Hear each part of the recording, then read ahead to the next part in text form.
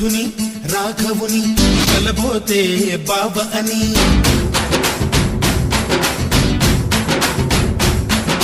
మరుమల్లి జాబిల్లి ఒకటైతే మా చెల్లి మన్మధుని రాఘవుని కలబోతే బావ అని ఇద్దరొక్కటయ్యే పెళ్ళి కీడు చోడు పెళ్ళి